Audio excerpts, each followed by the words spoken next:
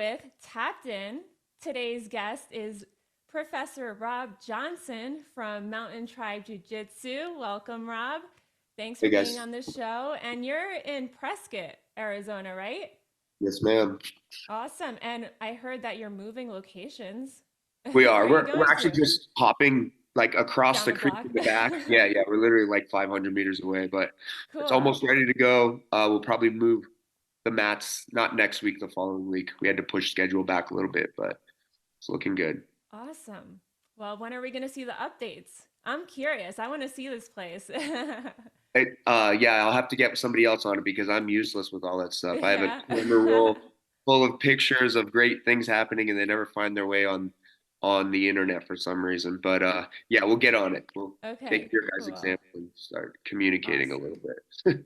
All right. Well, we always see you at the Arizona Jiu Jitsu League events. So thanks for supporting. Um, so let's get into it. I have a couple questions for you. And first, I guess, tell us about your Jiu Jitsu journey. How did you first get into Jiu Jitsu? So that's kind of interesting. I've been a lifelong martial artist. I started karate when I was like 11 years old. I did karate for 18 years. I started jujitsu when I was a bit of an old man. I started when I was 29.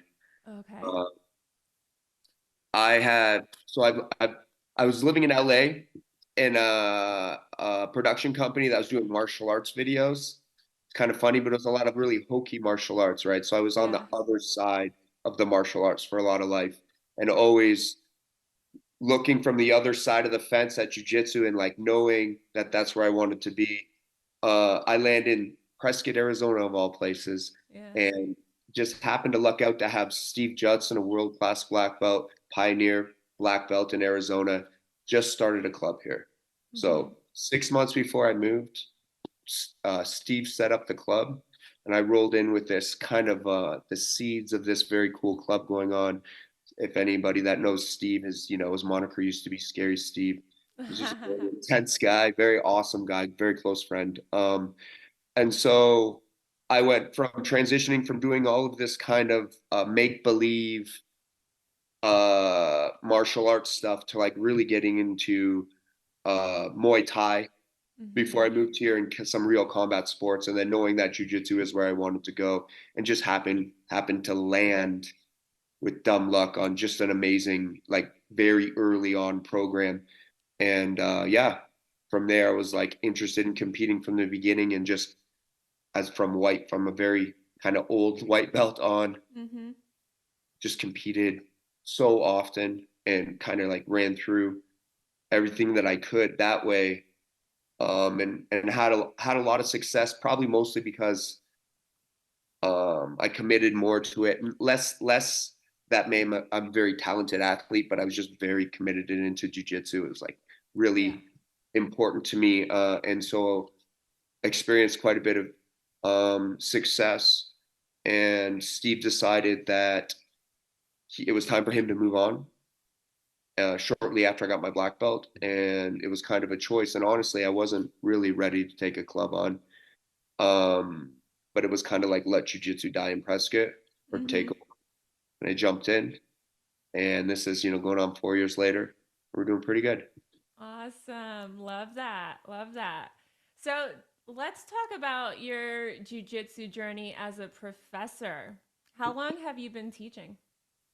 So, I've been teaching really the martial arts has always been to me, even from young doing karate, like backing up. It's been about advocating for kids. I grew Mm-hmm. up in kind of a rough city, in a rough part of town. And so I was teaching karate to kids, being a child myself and like dealing with all the adolescents. That's all my schooling background as well as like advocating for kids. Mm-hmm. Uh, and so really that's what the martial arts has been about for me from the get-go, is about community, is about supporting community, about building character for kids, right? And so when when I took over the club from Steve, I already had a vision. Like, even though I was reluctant to take over, I mean I have journals from when I was 18 years old Mm-hmm. about like what the program was going to look like. And so it's been very important to me to build a culture that's about building character and about enriching people's lives more so than anything else. Mm-hmm. That's kind of the underlining value that really like pushes our community. Um, and we're blessed with just a lot of great people. And somehow or other that translates into like a bunch of very tough people trying to beat each other up all the time, Mm-hmm. coming strictly from love. And it's like jujitsu, like jujitsu Yeah. is everywhere else, but it's pushed for a very successful, very modest but successful club, Mm-hmm. and so far, and we're about to jump forward and raise the bar again. So we're excited. Awesome. Yeah, your kids made number 4 in the last tournament. So that's a Do big you know deal. what's Yeah, do you know what's funny is so we don't even hit. I try to like spread the wealth when it Yeah. comes to competitions, and we don't compete very much. Like I don't consider us a competition-based school. I Uh-huh. think that competition is very important in jiu-jitsu. I think that competition is what makes jiu-jitsu such a valuable sport because everything we're doing is not make believe. It's tested and developed on the mats, right? Right. And I think that base in reality is what makes it such a good tool for children and adults, but especially for children to grow Right. because it's like they have this like microcosm that's very defined rules, Right. and they get direct feedback from what's going on. And so sorry, I just got off on a tangent there, but No worries. we're proud of our kids, but we're not Yeah. competing that much, which is funny, you know. The way that I view competition is it's like a step up in anxiety for the Mm-hmm. kids, right? And so we're really going and testing their mettle. I honestly, most times, I don't even remember what the results are. The first time we ever won a team trophy, actually, Andre Maracaba was the one that told me, Yeah. which was that was a very cool thing for me because I look up to him greatly, and I know that stuff is, Yeah. the whole thing is overwhelming for me sometimes, because it's not really what we're trying to do, but it's great to see Right. it's great to have that validation of where the program is going and Right. seeing like the level of jiu-jitsu that we can enjoy this much success without really like pushing on it. Like for instance, we never change our classes. Mm-hmm. Whatever we're teaching, whatever curriculum we're teaching that month, that week, that block, that's what we stick to. I used to change it. I used to like, oh, a competition is coming up. We got Yeah. to have a game plan. Everyone's got it, and we'd really Yeah. get like competition oriented. And we were successful, but I found it broke up the flow of teaching, and I felt like we were like losing track and like Right. backtracking to try to pick up the best competition uh, game plan, right? The most effective techniques. And the kids, I felt like their growth was kind of um, getting taken like the back seat to like competitions. And I wanted to make sure like the first time you get a trophy, like don't get me wrong, the first time I held up the team trophy, it felt so Proud good. moment. Right. Yeah. And then like it's really easy to start chasing that carrot. Right. Yeah. But I've seen a lot of programs where, in my opinion only, when competition is the most important thing, I think that a lot of the more valuable parts of training martial arts kind of lose. I feel like chasing competition is not a sustainable way for everyone to compete. There's those I young, fully agree with hungry that. athletes that's Yeah. important for. But in my school, it's kids, parents, Mm-hmm. it's like a lot of older people and a lot of younger people. It's a Right. very much a family environment. So, yeah. I love that. Well, I know you like to compete a lot because I've seen you, I've taken photos of you, and you crush it every time. So I guess tell us about your competition experience. How long have you been competing, and what are your thoughts on it? So I've been competing since I was a kid. I've been doing martial arts, and it used to be karate, right? And honestly, I was never very good at karate. And then the desire to not be making believe, like not make believe, to like making sure what I was doing was real was really important to me when I started jujitsu.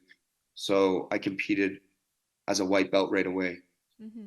pushed it all the way through, and kind of um, I don't love competing. I really don't. Uh, That's crazy to hear. yeah, Just I from you, because I feel like I've seen you compete and you just seem like you're so into it. Of course you put your 100% into it. Like it's there. Like you really go for it.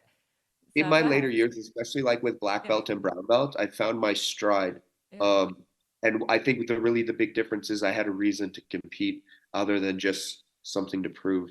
So now when I compete as an example.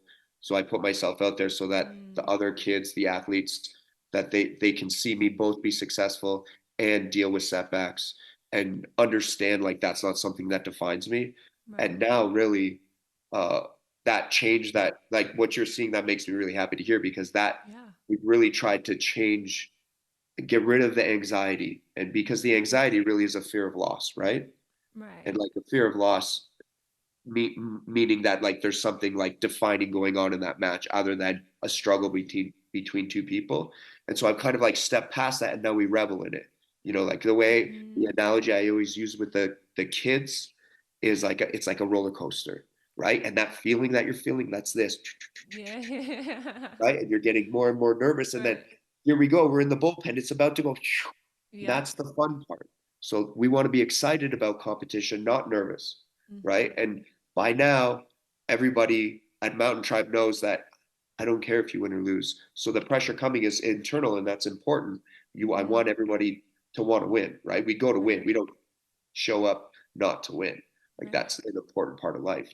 But Yeah. like losing the fear of failure really helps empower athletes to go and put it all in line. And I think like Mm-hmm. so when you or anyone else sees me like really enjoying myself, it's like I'm not worried anymore Love because it. I've won Yeah. lots and I've lost lots. Yeah. And at the end of the day, I don't feel any different, you know?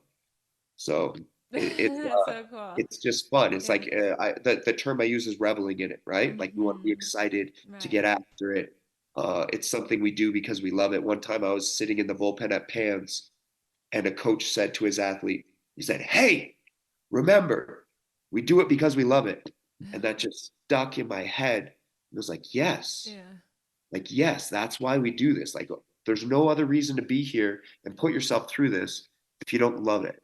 So we have to Mm-hmm. love the process, right? Right. That's where we're at. And I feel like that's really picking up strongly in our culture up here. Mm-hmm. Well, tell us a little bit about your first competition experience. Like your very first competition. How did it go? And what did you learn from Uh, Trying to even it? remember what my I first know. competition was. I think it was like the Southwest Classic or something. Really? Oh my Yeah, God. yeah, back in the day. Cool. I remember being super nervous, not Yeah. sleeping, you Oh my know, God. like Yeah. really, it was like really important to me to do well. And I Well, remember this was the at thing white belt, right? Or like what? at white belt, yeah. Okay, yeah. And Yeah. so the thing that sticks out the most about that tournament was I went up in the finals against a guy, and he was wearing a four-stripe white belt, and I was like, "Oh no, it's over!" You know, yeah. this Yeah. guy's almost a blue belt, and he had a nickname. I can't remember his nickname. It was like Whip or something like that. And I was like, "This of guy is a course. four-stripe yeah. white belt," Yeah. and I went in, and he was in my close guard, and he tried to choke me, and I was like, "You're not supposed to do that," and I arm barred him, Uh-huh. and I remember looking over at Steve thinking like, did you see that? Like that guy did such a wrong move, you know? yeah. And one of the things that moment, that match helped me realize is like, oh, I'm in a good place. Like my fundamentals, everything was solid. Mm-hmm. Um, and also then I find out the guy borrowed somebody else's belt. He Are you wasn't a four-stripe white belt, Oh my and so God. all of that was Yeah. built up. That was Yeah. inside me, right? And like what I was looking at, this like huge, it felt like David and Goliath, turns out to be like just perception. And so then you start to realize like how you see the situation is maybe more important than what's actually going on, Right. right? And so Right. it felt I got the validation of realizing like, oh, one, I start realizing like I'm pretty good at this. I've never been good at anything before. I'm pretty Mm-hmm. good at jujitsu. That's cool. Mm-hmm. Two, I have faith in my coach and my what my coach is teaching. and three, like as scary as it is, it's never as scary as it felt like it's going to be, you know? And then from there, it was just kind of rolling. I That was love that. first. Yeah, we all have our very first competition experience, and I feel like it never goes well because you don't really know what to expect, right? This is your first time. People tell you about it, but like you don't really know until it's your time. And then you feel the feelings, you go through the emotions, and it's just like, I remember like I blacked out. Like I was not prepared. Like, of course, I did try to prepare the best I could, but you just don't feel ready, you know? It's really, I Yeah. feel like it's really hard. One of the things that we do with all of our students is we try to replicate the entire experience. We do a lot of visualization. Mm. Yep. We practice breathing. We practice when to breathe. You know, like Amazing. the Yeah. kids all know, like we've sat down, closed our eyes, and Yep. like gone through like walking into the bullpen, like walking into the arena, Wow. walking into the bullpen. Like we walk through step by step, and then a lot of times I'll find a video. We have those. You guys make those great videos of Yeah. like entering the tour. Yeah. Super helpful for the kids, especially Okay. kids that have never done it before. Yeah. So I guess like I'm not a scientist, but from what I've heard, it's like imagining your brain fires the same way as when you're actually doing something. So it's fairly real. And that's why like, you know, Olympic level athletes do so much visualization. And so we do For that with sure. all the kids all the time and really try to get them. And then we'll put a table on the mat, you know, and like talk about what the ref's going to do. He's going to look at his watch. He's going to look That here. is He's going to do really this. cool. And that's actually one of the questions I was going to ask is like, how do you prepare your students, like, especially ones that have never competed before? Like, I've never heard anybody do this. And I've been to several schools. Like, yeah, they tell them about the rules and stuff, but like, you actually like lay it out for them, like, and I they try to can see it. visualize Yeah. because I understand like what you're talking about exactly. I understand Yeah. that experience, right? And for me, like I said, it's not really about winning. It's about like this is for us. Like for me, jujitsu, one of the biggest values of it is you get to put adults and children, but mostly children for me, through adversity in a controlled environment with Mm-hmm. a heightened, so they get a heightened level of anxiety. And in that situation, that's where you build character, right? That's where Mm-hmm. you learn Wow. Yeah. resiliency. That's where you learn, you know, Right. that's, and I feel like that is the biggest opportunity to build self-worth when Yep. somebody's able to pick themselves off the ground, right? Yeah. When Yeah. something bad happened, it's like we have these things in class, like I'll yell out, "What do you do when you fall down?" And every kid in the class will go, "You get back up," right? And we're not like I'm not being like a guru or anything, but it's just like certain things like that. You want to Yeah. plant those seeds, right? And Mm-hmm. so I want these kids, their experience not to be like the overwhelming, right? I want it to be about the struggle in the ring because that's Mm. really what it's really about for them. Yeah. So I try to get everybody prepared as much as possible mentally before we get in there. And honestly, all of this stuff, credit goes to Gustavo Dantes, a Yeah. BJJ mental coach. That all of that his stuff and the seminars that he taught were very valuable to me, and I Yeah. like really ran with a lot of that stuff. So if you guys haven't checked Awesome. that out, check out the YouTube videos, and he's written a couple great books. Mm-hmm. Just really nailed a lot of things very succinctly in that line of coaching that he did a really great job. Awesome. Hey, and what you guys are doing, it's working because your kids are always on top. Like, and this is why. I mean, hello. I don't. So, I think that we do pretty good. I don't know. I'm not sure. I mean, I you feel like guys do well. You guys do really well. I think really We what it always see is. you guys. So, Yeah. So I think what it is the kids are always super respectful, yeah. super excited. Often win. We often win, right? But you'll hear me whether they win or lose. Finish strong. That'll be like coach in the corner. Finish strong. Act like a champion, whether Yeah. you win or lose. Right? It's like I want you to stand Yeah. up tall. You're representing the school, and so a lot of times parents don't know whether their kid won or lost, which is great. That's what we want. You know, when the parents don't understand about the rules, Right. it's like, did he win or did he's not upset? Like, what's going on? Kids still get Yeah. upset, right? Right. But Right. it's like even the kid who's crying is like going back and shaking the ref's hand and being Mm-hmm. respectful. And it's like, uh, that's what makes me proud. The Mm-hmm. reputation I think that we have, and I may be wrong, but from what I hear, the reputation is like we're we're like tough, fierce competitors, but Yeah. respectful and like likable, Right. And I don't think likability is the most important thing in the world, but hearing that my school's the image that we're putting out is like respectful, good sportsmen, carrying themselves well. Mm-hmm. That's to me more important than Right. the.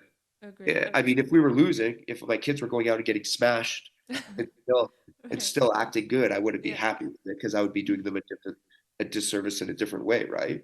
Mm-hmm. But like the program is solid because we care so much about jujitsu, and we work super hard to keep the highest level of jujitsu that I can. And then, I've got some really awesome purple belts, brown belts, like almost black belts that are just like diligently studying, and I'm Mm-hmm. diligently working on that. So I'm not really worried about the level of jujitsu, right? What's Right. important to me is the effect it's having on the life. Does that make sense? Yes. No, that's Yeah. awesome. I love hearing that. Really, really cool. Really cool. Awesome. So, uh, what are your thoughts on competition? Do you think that everybody that does jujitsu should compete or no? Because I know there's like a debate on that. So, like, what are your thoughts on that? So I think that a couple of things. I think instructors should compete.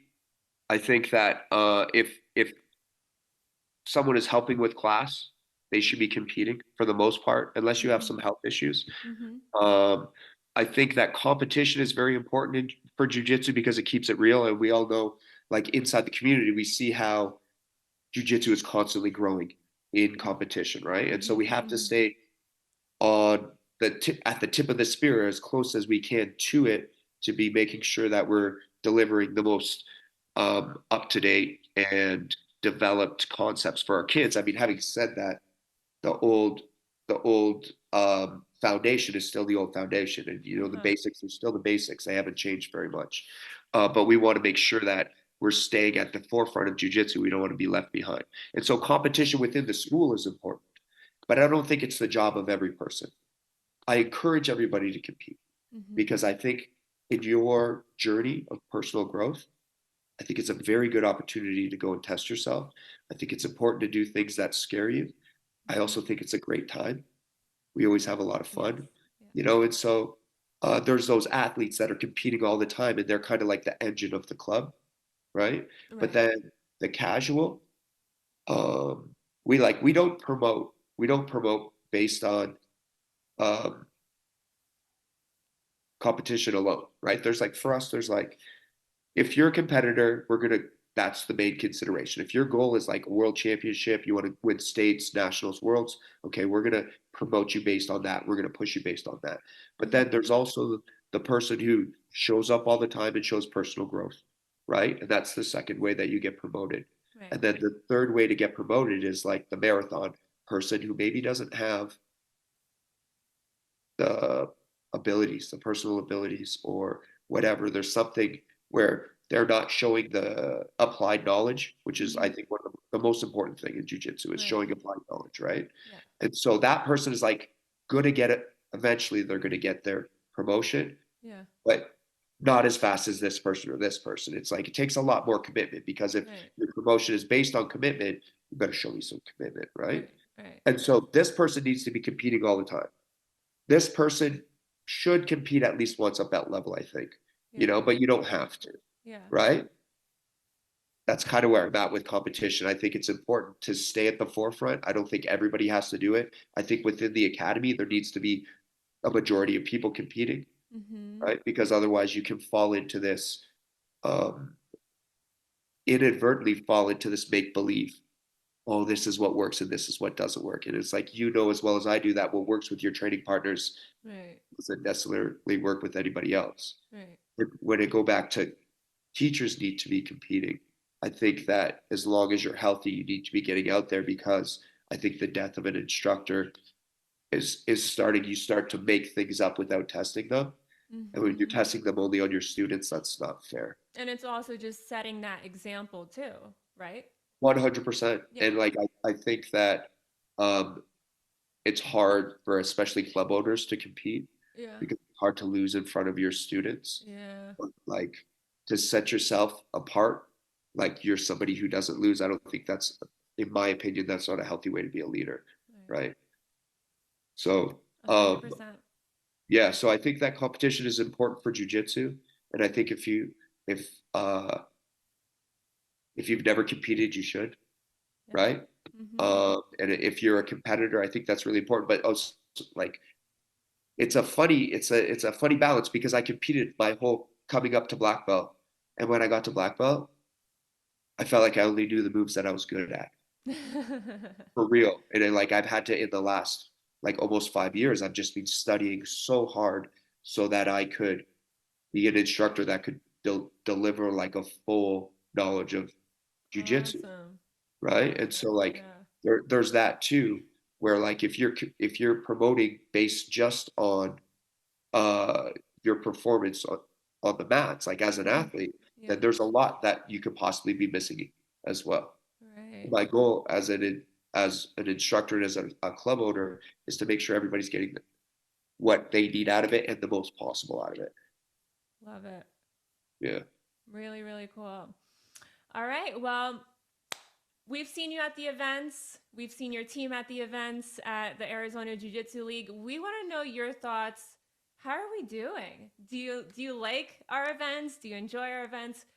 What do you like? What don't you like? We're here for it all. Tell us. So you guys are like where our roots are with Gustavo in the Arizona Brazilian Jiu-Jitsu League, right? We love the tournament. Mm-hmm. I think that this tournament is the closest thing we go to get people prepared for IBJJF. You guys do such an amazing job of being professional, on time. Uh, Well, love we also have the same rules as the IBJJF, so which is beautiful. yeah, And it's like less confusing for the athletes. And I mean, right. changing rule sets is a pain in the butt for coaches, but also for athletes, right? Mm-hmm, And so mm-hmm. having to, especially for a club like ours that isn't really like constantly thinking about competition all the time, it's like really difficult to switch from a bunch of different organizations. Um, I love showing up. I love seeing all the people, all my friends, all the people I came up with. Yeah.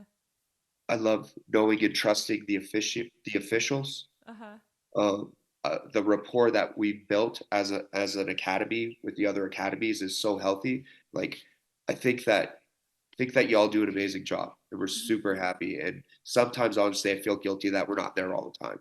We pick and choose which ones we're going to, and that has a lot to Why do is that? I don't like to hear that. You should come to all of them. What with do you that. mean Yeah, you pick and choose? that's terrible. I know, but it's my bad for trying to find a balance in life as a martial arts I instructor, get which it. just I isn't get it. I get realistic, it. you know. Okay. Okay. But yeah, the we're treated with respect. You know, I'm close with everybody there. I'm never worried about the outcome because I know that it's going to be fair, and when Yeah. mistakes are made, it's not a big deal. I know that ill behavior from parents and coaches is not accepted. It's really, yeah, professional, and it's like for me, not really loving competition. Get excited to come down and see y'all because it's like coming home, Oh, you know. love to hear that. Well, thank you. Um, do you talk to your students about the rules by chance? Because I know, yeah, so how does that work with like kids, right? Like, how do you explain to them the rules? And like, I know you kind of break it down for them and like show them like visually, but like, how do you make the kids understand like what are the points and like how do you do it? Like, so how do you go about explaining the rules?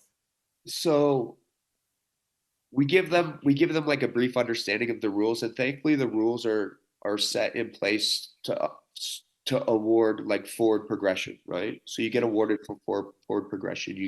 Don't you don't get penalized for going backwards, but you get awarded for moving forward. And so our style of jujitsu is like stay on top or be on top, stay on top. When you're on the bottom, get your guard, get back on top. Like that's our style of jujitsu. And so it's fairly natural for the kids to be like moving forward. Things that I work on with the kids is like composure and trying to get them to slow down and be Mm-hmm. aware that you're not going to get points if you don't control the situation. And so I try to, when we're talking about the rules, I'm not necessarily using it to explain how to win at competition. We're like explaining like why it's important to do these things in jujitsu in general, right? Mm-hmm. It's like one of my pet peeves, and I'm not talking bad about anybody, is, but one of my pet peeves is seeing an entire team do a tricky move that's working for kids, but is not going to work for them further in their jujitsu. Like what move? I'm I'm just not. I'm curious. not gonna, because Okay, okay, I'll okay. say something and someone All will be right, like, all "Hey," right, all right. but I don't like tricks. Tricks are cool, but I like, for me, like, winning with tricks is not the same as like winning with fundamentals, Mhm, right? And then mhm, everybody in our academy, gets to have their own style. And if you're gonna do a bunch of tricks, I'm cool with that, you know. But for me, like, I would like to see you take down, pass guard, control, submit, right? right, That's like that's to me beautiful jujitsu, not necessarily all the crazy fancy right, stuff. right, I right. mean, all of that stuff, all the guys do it on me, Yeah, you know. yeah. And I know, like, maybe sometimes you'll see me rolling around and stuff, but it's still pretty simple, my jujitsu. Simple, basic jujitsu is what works. It's all about the It's fundamentals. beautiful to me, right? And Yeah, so coming back to the rules and getting yeah. the kids ready for competition is like, in my mind, how we play jujitsu, right? They're already prepared for the rules. We Hmm. just like remind them, get your knee up on the knee and belly, and Yeah, uh, stay on top, right? And like, so what'll happen is we'll be coaching a little bit, and I'll be yeah, like, okay, keeping score. Okay, you're down by two, and giving them their right, options. Okay, so you're down by two, so that means even if you get this sweep, you still need to find a position. Like, right. having them understand, and not so much. It might be a downfall for them as competitors, and the competitors maybe in the future. Our program is still pretty young, but get coached different. Like, Hmm. in the adults class, and the teens, they start to understand nuances about, like, advantages, like learning to turtle, to Right, not give up the pass and stuff like that. But I right, don't spend a lot of time on that for the majority of the kids. Like, right, the kids just have a very basic understanding, and they have an objective, and their objective is to go in, take down or guard pull, get on top, mm-hmm, mm-hmm, pass guard, control the situation, control the position, and try to submit. right. So, So basically, what you're saying is it's your job as a coach to like keep track of the score and let them know like what great. to do, what to do, how to move, and then that's it. Like you don't, they're not fixated on the rules. You are, right? Yeah, that's Or my like the as point for, system, I should say. Yeah, yeah, yeah, as a coach, like, I feel like yeah, I take that role on, and I yeah. see, That like, makes sense. some kids have the capacity to do that, and Mm-hmm. I think that's great. But again, it's like, when it comes to competition, I'm not Mm-hmm. trying to create a world champion.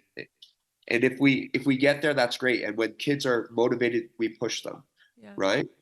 But yeah, I competed because I wanted to compete, not because anyone made me compete. And I yeah. set goals for myself that I wanted, and I think that this idea of, like, being a world champion in jiu-jitsu, it's very cool, but it's like very lofty, Right, right. right? It's like, Mm-hmm. the bottom line is, everybody that, 50% of everybody that goes to one of our tournaments loses in the first round. Mm-hmm. So many more people lose than win, Right, right? And right. so the goal is to have that forward their development rather than crush their spirit, Mm-hmm. Mm-hmm. without taking away the desire to win, because the desire to be successful is important. Like, we're not giving out participation trophies, Right. you know, Yeah. but it needs to be like positive. And so for me, the balance that I've found is not fixating on competition. Right. And so I take that on, and I don't put that on the kids. Mm-hmm. It, adult athletes, different story. Mm-hmm. We're head to, Mm-hmm. like, we put our heads together, and we're talking about things that I'm talking Yeah. about, very specific situations, and playing situational, and understanding, making good decisions in very specific scenarios. But Mm-hmm. when it comes to the kids, I just want them to go on that roller coaster, and I Right. want them to go as hard as they can, and, like, kind of throw the dice. I Right. don't want them to hold on because they're winning. What about like weight classes? How do you guide your students on weight classes and cutting weight as We don't well? cut weight, You period. don't. We don't cut weight.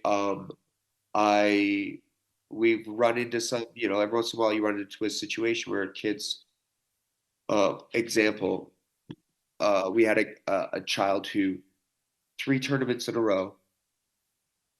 Nobody in his division, and the next division is the and over division. So he was constantly going against people who were like 30 plus pounds older than or bigger than him. And that's really tough, right? Yeah. But for the most part, what is it, like a 5 or 6 pound spread for the kids? Yeah. It's like if you're close, I want you to go up a weight division because I don't think it's necessary to try to gain an advantage by having a few pounds on somebody. Uh-huh. And uh and what I don't want is to start creating situations where kids have um unhealthy relationships with food or Uh-huh. body image issues and things like Yes. that. Yes. I think like a child who's growing should just eat and sleep, Yeah. right? And so I want all my athletes to be hydrated. It was like coming up with with Steve Johnson. It was always a joke. We would like shake hands with our opponent and say, "I had pancakes for breakfast." Uh-huh. Because the other, That's funny. Yeah. people at white belt, 30-year-olds Yeah. at white belt cutting weight to gain an advantage. It just doesn't make sense to me. It's like I was taught trust your jujitsu, Mm-hmm. right? Because especially after white belt, after I win my division, I'm going into the absolute, Mm-hmm. right? And so the weight, like I think it's like a mistake to put your body through hardship, especially if it takes away from your training coming up Right. or your mental position or your mental health day of, right? I want to be well fed. I want to have slept well. I Yeah. want to drink as Right. much water as I Right. want. I want to have breakfast if I want. If you don't want to eat, Right. that's fine. But like so weight is like natural weight. And so the another thing that we do is we like test the kids' weight before the cutoff Mm-hmm. so that we can change it. So all the kids get their Ds and their weight tested at the club before the cutoff date for changes. Most of the time. Sorry, Heath. Okay. Sometimes I Good. mess it up and I have to ask him. But we do our best to stay ahead of it that way too, right? And so a lot of times parents will be like, "Oh, they'll just eat less this week or cut sugar," and I'm always like, Yeah. "No, You don't just have put to, them in the right? next Yeah. weight division. We don't need kids to Yeah. like be even worrying about that kind of stuff. Yeah. Yeah. I just don't think it's healthy. I don't think it's necessary, 100%. and winning is Absolutely. not that important to me. Mm-hmm. So So you kind of touched on this too, but I guess I'll ask now. How do you prepare your students mentally for competition? Like, So we do the visualization, right. right? I think it's huge. Another thing that we do is in the Gustavo Dantes's, I can't even remember what the program was called, but in the mental coaching, right? Mm-hmm. There were some principles like always having a performance objective. So a performance objective is something that you intend to do at the tournament in the competition, uh, aside from winning. Uh-huh. Right? So like, are you going to remember to breathe? Do you want to pull guard? Do you want to pull the trigger first? Do you want to listen to your coaches? Do you want to remember to look at the clock? Do you want to get set up this particular guard? But it's Mm-hmm. things Mm-hmm. that are measurable outside of winning, Right. right? Because winning, we can train as hard as we want, Right. as we possibly can, and be completely set up. And sometimes winning the match is just not quite in our control. Right. We don't have full control because there's another person struggling with us, right? And Mm-hmm. so I don't want that for them to be the ultimate definition of how they did, right? And so Right. as a coach, afterwards, I'm always striving to be like, hey, you did this, you got your guard back 3 times, you set your guard up. What were your performance objectives? Oh, look, you hit this and this and this. And so I Mm-hmm. think that's an important one for them to come in. Also, them understanding that it's funny. This is another Steve Johnson quote. Steve told me, the only person who cares whether you win or lose is you. Like literally nobody else cares. 100%. And once you Yeah. realize that, it like takes a bit off. Takes a bit Right. off. And it's like we're still going to be nervous. But Mm-hmm. explaining to them, having athletes show up, understand what the objective is, understand that it doesn't define them, win or loss, right? Having them in the healthy mindset and excited to get after it, I think all of that really helps. And then working on people's specific game plans and coaching, week, 2 weeks out, we start coaching competition style and like calling out points for them and explaining, Mm-hmm. hey, this and that, and making sure that people are able to hear communicate with their coaches, Yeah. respond as best as they can, you know. But it's sort of very like naturally, like organically, like blended in. Aside from pulling the table out for the kids Yeah. and making sure that all the kids understand what's going on, the only thing that changes is how we're verbally giving verbal cues during live rolling. Really cool. Really cool. Well, I feel like I could talk to you forever, but we have to end our meeting very soon. So I just want to ask one last question. If you could give one piece of advice to anybody that has never competed before, they're going into their first competition, what would you tell them? What's that one piece of advice? Oh, well, that's a big one. I know. Um, I think that so this is the thing that I tell the kids is like, so we have our game plan, we did the visualization, right? Mm-hmm. And that always make sure that you're visualizing success. Mm-hmm. And this is an exercise that I've always done since I was a white belt, and I don't really know where I got it. But when you're visualizing success and something happens, like a what if happens, then you have to have a highlight move, a highlight reel. Like for me, it was a judo throw. It was like I was something bad happened, and then it would Yeah. like, what, you know, instantly into my highlight reel, judo throw, slam the person on the mats. Okay, restart from the beginning. Yeah. Never, never let yourself imagine failure, Yeah. and never spend any energy worrying about what might happen. Mm-hmm. Only program what you want to happen. And I think like that is the most, and that part of that's 100% Gustavo Dantes. I can't Really remember, cool. but yeah, that's the big Awesome. thing. It's a highlight reel. It's imagining yourself doing something, flying triangle, finishing your arm bar, Mm-hmm. big foot sweep, like whatever it is, overhead sweep, something outrageous and awesome that when you're worrying about some bad thing that happens, just interrupt yourself, imagine that highlight reel, and just have that rolling in Super your cool. I yeah, love that. heck yeah. Awesome. All right. And lastly, where can people find out more about you and the school? Do you have social media? Yeah, shoot, I don't know what our Instagram is. I think it might be MTBJJ on We'll link it. Instagram, but the website is easy. It's bjjprescott.com. And then we have all of our stuff on the website and Mhm. social media. As much as I'm not active, other people are always active, and we're like sharing on it. So Yeah. it gives a pretty good vibe. And then the other thing I wanted to say is Yeah. we're a mile high. You guys want to come up and cross train? Cross train. We're cool. We're nice people. We Yeah. train super hard, but we have one of the best environments for drop-ins.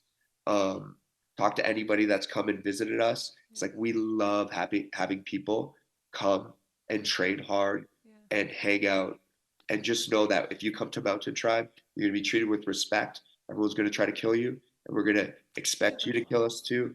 And we're going to be really happy if that's what happens. Oh, So please come awesome. train hard. It's all Love about the it. love. Love it. Awesome. Thank you so much for your time. I have to come out and visit your new school once you open that up. So Please do. keep Yeah. us posted. And that's it. That's all we have for you. It was so nice talking to you. And that's a wrap. Thank you so Thank you. much. Thanks for the invite.